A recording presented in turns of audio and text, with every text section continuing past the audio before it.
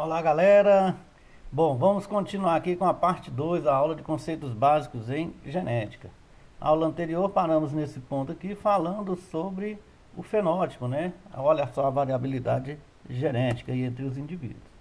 Homozigose e heterozigose. Na aula anterior foi falado já, né? Assim, a gente já começou a falar, mas vamos aqui. Homozigose e heterozigose.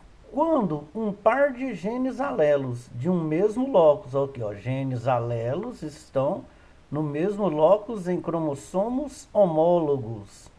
Genes alelos estão em um mesmo locus em em cromossomos homólogos. Cromossomos homólogos. E os genes são alelos. Quando um par de genes alelos de um mesmo locus apresentam-se iguais, nesse caso aqui, azão, azão, ou nesse aqui, azinho, azinho, eles são chamados de homozigotos. Homozigotos. A gente diz que esse par de alelos apresentam-se em homozigose ou são homozigotos para esse par de alelos, para esta característica. Olha aqui, azão, azão, ou azinho, azinho. Agora, nesse caso aqui, quando o par de alelos, o alelo nesse cromossomo homólogo é azão, o outro alelo nesse cromossomo homólogo é azinho. Quando esse par de alelos é diferente, eles são chamados de heterozigotos. Heterozigotos. Aqui está errado, né? Aqui no caso seria, aqui seria azão. Vou consertar esse erro. Azinho. Aí sim, esse caso aqui seria os homozigotos ou heterozigotos, não é isso? Quando estão diferentes. Bom, aqui quando eles só que azão, azinho, heterozigotos, ou dizemos que eles estão apresentando em heterozigose. Dominância e recessividade. O gene dominante é aquele que determina o fenótipo, ou seja, a característica, tanto em homozigose quanto em heterozigose. Olha aqui, azão, azão, azão, azinho. A característica representada será dominante. Já o gene recessivo é aquele que expressa o seu fenótipo apenas em homozigose com um duplo recessivo, no caso do azinho, azinho. Vamos voltar no slide aqui, do tipo sanguíneo aqui no fenótipo. Observem aqui, Ison A. Nesse aqui fica melhor ainda. Olha aqui. Azão, azão é homozigoto dominante. No caso aqui, a flor dessa cor aqui, meio roxa, rosa, não sei, lilás, essa cor aqui, ela é dominante. Observe que quando é azinho, azinho, ele é recessivo, a cor vai ser branca da folha. E aqui, quando é azão, azinho, ele está em heterozigose, mas vai expressar também a característica dominante. O mesmo para o sangue, os genes do sangue são Ison A e Ison B, para o sangue do tipo B. Aqui, Ison A e Izinho, aqui em homozigose, o sangue é do tipo A, Ison A, Ison A. Ison A e Izinho em heterozigose, o sangue é do tipo A. O mesmo para o B, Ison B, Ison B é homozigose dominante, o sangue é do tipo B. Ison B, Izinho, o sangue é do tipo Izinho. E esse caso aqui nós vamos falar sobre ele posteriormente. E aqui no caso do Izinho, Izinho, olha só, é a característica recessiva, o sangue é do tipo O. Esse aqui, Ison A e Ison B, nós vamos falar sobre isso brevemente. Bom, aqui está então a característica dominante, quando ele é homozigoto, né, dominante, as letras são maiúsculas, e quando ele é heterozigoto. E a característica recessiva só é expressa quando ele é homozigoto recessivo. Bom, vamos aqui então falar sobre as questões aqui, vamos resolver duas questões de vestibular. Vamos lá. Sobre o vocabulário genético, associe corretamente. Sobre o vocabulário genético, associe corretamente. Vamos lá. Número 1, você vai associar essa parte aqui, ó, que está em algarismo romano, 1, 2, 3 e 4, com essa parte aqui em letras. Ó, olha o vocabulário genético. 1, genótipo. 2, fenótipo. 3, gene. 4, homólogos. E a gente vai escolher aqui o que se encaixa nesse vocabulário aqui. Vamos lá, número 1, genótipo. Vamos ver se ele se encaixa aqui. Cromossomos que apresentam genes para as mesmas características nas mesmas posições. Não. Cada segmento de DNA é capaz de transcrever sua mensagem a uma molécula de RNA. Também não, isso aqui é gene. Isso aqui é para cromossomo homólogo. C é a constituição genética de um organismo, ou seja, o conjunto de alelos que ele herdou dos genitores, dos pais. Está correto, portanto, o 1 associa a letra C. Vamos procurar onde tem um C aqui, ó. Só tem aqui, ó. Vai ser essa correta. Vamos confirmar as outras, ó. Um A, um B, um A, um D. E aqui um C. Vamos ver o 2 aqui, ó. 2. Fenótipo. Fenótipo. Não são cromossomos. Isso aqui já falamos que não. Olha aqui a letra D, ó.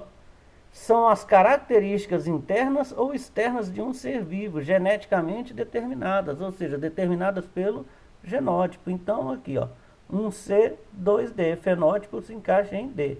O 3, vamos confirmar se é B, gene. Já havia falado anteriormente, cada segmento de DNA é capaz de transcrever sua mensagem em uma molécula de RNA, que vai sintetizar a proteína. Portanto, o 3 é a letra B. E o 4, homólogos, é A. São cromossomos que apresentam genes para as mesmas características nas mesmas posições. Portanto, a alternativa correta é a letra B. Aqui, ó, B de bola. Agora vamos ver essa aqui rapidamente e tentar responder. Questão do Enem de 2008. Durante muito tempo, os cientistas acreditaram que variações anatômicas entre os animais fossem consequência de diferenças significativas entre seus genomas. Porém, os projetos de sequenciamento de genoma revelaram o contrário. Hoje sabe-se que 99% do genoma de um camundongo é igual ao do homem, apesar das notáveis diferenças entre eles. Sabe-se também que os genes ocupam cerca de 1,5% do DNA e que menos de 10% dos genes codificam proteínas que atuam na construção e na definição das formas do corpo. O restante, possivelmente, constitui DNA não codificante.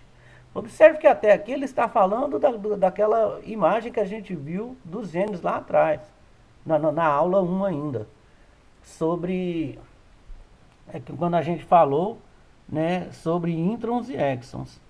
Como explicar então as diferenças fenotípicas entre as diversas espécies animais? A resposta pode estar na região não codificante do DNA. Aqui está o crédito, né, de onde foi tirado, da Scientific American Brasil, que é uma revista muito boa sobre ciência, uma das melhores, se não a melhor, publicada no Brasil. E vamos lá. A região não codificante do DNA pode ser responsável pelas diferenças marcantes no fenótipo porque contém: letra A, a sequência de DNA que codificam proteínas responsáveis pela definição das formas do corpo. Letra B, uma enzima que sintetiza proteínas a partir da sequência de aminoácidos que formam o gene. Letra C, centenas de aminoácidos que compõem a maioria de nossas proteínas. Letra D, informações que, apesar de não serem traduzidas em sequências de aminoácidos, interferem no fenótipo. E letra E, os genes associados à formação de estruturas similares a de outras espécies. E aí, o que seria? A, B, C, D ou E? Vamos lá tentar responder? 3 segundos. 1, 2, 3. É a letra D. D de dado. Por que é a letra D de dado? Vamos saber por quê. Informações que, apesar de não serem traduzidas em sequências de aminoácidos, não interferem no fenótipo. Vamos voltar lá no início, quando a gente falou da estrutura dos genes. Olha lá. Os introns são regiões que não codificam e os exons são regiões que codificam. Essas aqui não codificam proteínas, Porém, como foi dito na aula 1, os estudos apontam que eles interferem diretamente nos exons, na região codificadora. A região que não codifica, os estudos apontam que ela vai interferir na região codificadora. Essa região codificadora, a gente fala codificar, é porque ele quem vai entender a mensagem que o gene vai para a molécula de RNA e ele é quem vai entender a mensagem que existe no gene. E aí ele vai fazer essa codificação, vai decodificar o sinal. Então, fica aqui como sendo a letra D de dado. Informações que, apesar de não serem traduzidas em sequência de aminoácidos, lembrando, os aminoácidos formam as proteínas. E as proteínas, muito importante saber, todo o nosso fenótipo é determinado através das proteínas. Cabelo, unha, pele, tudo, por dentro também, os órgãos, são as proteínas que vão dar as formas nossas. Bom, aqui o gabarito, o primeiro letra B, como a gente viu ali, o segundo letra D. Aqui as nossas referências para a construção, a montagem da aula. E aqui os créditos para onde foram tiradas as imagens, os esquemas e as fotos. Muito obrigado pela atenção dispensada e até a próxima aula, que a gente continuando o assunto genérico.